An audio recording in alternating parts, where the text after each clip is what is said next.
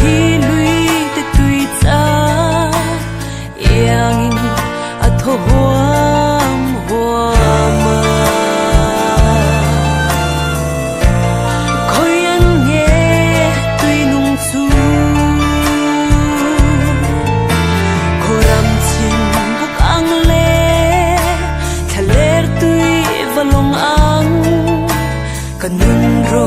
khaler ril drum na khoi an nge tui nung chu ka song roi roi chi na chim le ma chak le thanga bei don na le cha na mai an ni kan mun hi at sa va rao tui hal min tulang kamai matse onun na tui shingun har sat ale beidon na ten min si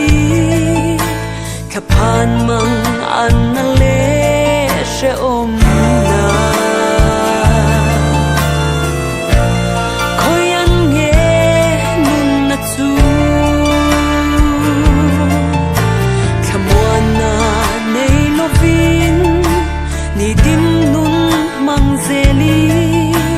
ka vai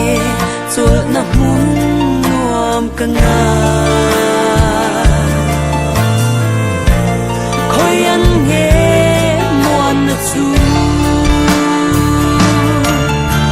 ka song roi roi chi na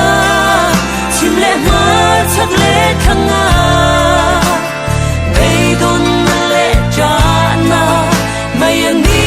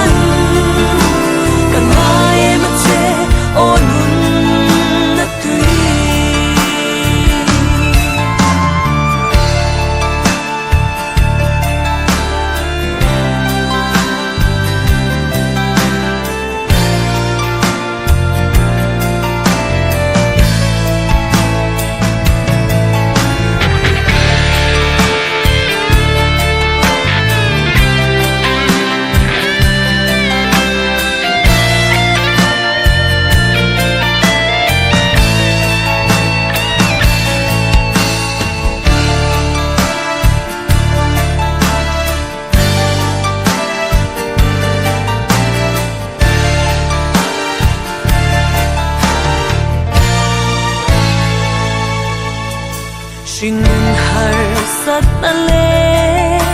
beidon na ten min si kapan mang an ale she om na khoi an nge nun na chu khamwan na nei lovin ni din nun mang zeli ka vai chul na mun nuam ka nga khoi an nge muan na chu ka song roi roi chi na chim le ma chak le thanga bei don na le cha na mai an di kanun hi cha va kharau tui hal min tulan kamai matse onun na tui